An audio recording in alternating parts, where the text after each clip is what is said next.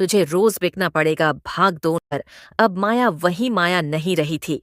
वो अब अपने दर्द के आंसुओं से किसी और की जिंदगी को थोड़ा हल्का करने लगी थी। शबनम उसके साथ रहने लगी थी, उस छोटी सी दुनिया में जहां उम्मीद मर चुकी थी। माया ने एक छोटी लौ जला दी थी। शबनम हर रात डरती, कांपती, रोती, और माया उसका माथा सहलाते हुए सिर्फ एक बात कहती, सब झेलना है लेकिन टूटना नहीं है। माया अब बाकी लड़कियों के लिए दीदी बन चुकी थी। शारदा की नजरों में अब वो एक कमाऊ माल थी, मगर बाकी लड़कियां उसमें अपना सहारा देखती थीं। एक रात एक नया ग्राहक आया। चमचमाती कार, महंगा परफ्यूम, आंखों में शिकारी नजर। वो माया को देखकर मुस्कुराया, पर वो मुस्कान घिनौनी थी। उसने माया को छूने की कोशिश की। माया एक कदम पीछे हट गई। वो बोला, तुम्हारा तो नाम ही है माया, अब दिखाओ जादू। माया ने उसकी आंखों में देखा और बहुत ही शांत स्वर में कहा, तुम्हारे जैसे बहुत देखे हैं, तुम्हारा पैसा मेरी आत्मा नहीं खरीद सकता। वो आदमी चिढ़ गया, गुस्से से बाहर निकल गया। शारदा अंदर आई, माया पर बरस पड़ी। बहुत हो गया तेरा नाटक, अब तू हमें घाटा करवा रही है। उस रात माया को बहुत मारा गया। शबनम ने उसका खून साफ किया, उसके हाथ थामे। माया बस हंस पड़ी, एक बहुत हल्की टूटी हंसी। अब दर्द नहीं होता शबनम, जब रूह ही मर चुकी हो तो जिस्म का क्या मतलब। अगले दिन माया ने एक फैसला किया। उसने शबनम को कहा, अगर हम सब मिलकर कोशिश करें तो कुछ बदल सकता है। हमें बाहर जाना होगा, पर भागकर नहीं, सबूत के साथ। उसी दिन एक एनजीओ की गाड़ी बुधवार पेठ के पास रुकी। कुछ औरतें उतरी। मुस्कान फाउंडेशन की टीम। माया ने पहले ही एक कागज के पीछे मदद की पुकार लिखी थी, जो उसने एक ग्राहक की जेब में चुपचाप रख दी थी। वही ग्राहक असल में एक अंडरकवर एनजीओ वर्कर था। छापा पड़ा, शारदा की हवेली में पुलिस आई। लड़कियां रोती हुई बाहर निकली। माया ने शबनम का हाथ थामा और पहली बार सूरज की रोशनी में बाहर आई।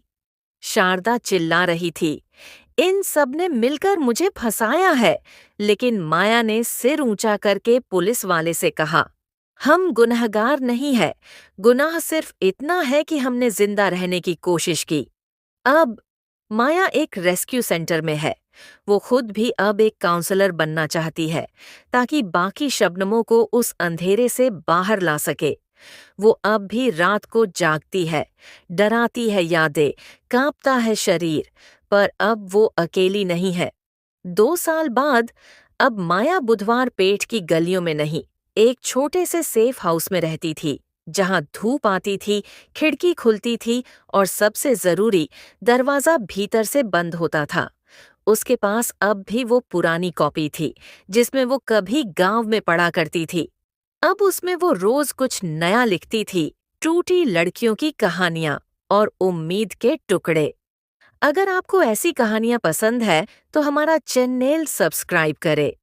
देखते देखते शबनम अब 18 की हो चुकी थी। वो अब स्कूल जाती थी, असली स्कूल। वो माया की आंखों में देखती और कहती, अगर उस दिन आपने मेरा सिर नहीं सहलाया होता तो शायद मैं भी मर चुकी होती। माया सिर्फ मुस्कुरा देती। अब उसकी मुस्कान में दर्द कम और हिम्मत ज्यादा होती थी। एनजीओ की मीटिंग में एक दिन एक अफसर ने माया से पूछा, अब तुम क्या करना चाहती हो? माया ने नजर झुकाकर कहा, बचपन में मैं मास्टरनी बनना चाहती थी, अब मैं माया दीदी बनना चाहती हूँ। हर उस लड़की के लिए जिसे दुनिया ने एक सामान समझा है। और उसने एक मिशन शुरू किया, नाम रखा माया आवाज है। वो जाती थी छोटे शहरों, गांवों में, बताती थी कैसे पहचाने झूठे मामा, अच्छे काम के नाम पर धोखा। लड़कियों को सिखाती थी न कहना, चिल्लाना, भागना, बताना। एक बार सतारा के पास के गांव में सभा थी। माया ने मंच पर खड़े होकर कहा, मैं माधुरी थी, मैंने किताबें पढ़ी थी, सपने देखे थे, फिर मुझे माया बना दिया गया। पर आज मैं खुद को फिर से माधुरी कहती हूँ, क्योंकि अब मैं मजबूरी नहीं, मिशन हूँ। शबनम अब उसकी साथी बन चुकी थी। वो मोबाइल कैमरा चलाती थी ताकि सोशल मीडिया पर हर लड़की की कहानी दुनिया तक पहुंचाती थी। धीरे धीरे माया आवाज है एक मुहिम बन गई। अखबारों में लेख छपने लगे, कॉलेजों में माया को बुलाया जाने लगा। पर एक दिन एक फोन आया। बुधवार पेट में फिर एक छापा पड़ा था। अंदर एक नई 14 साल की लड़की मिली थी।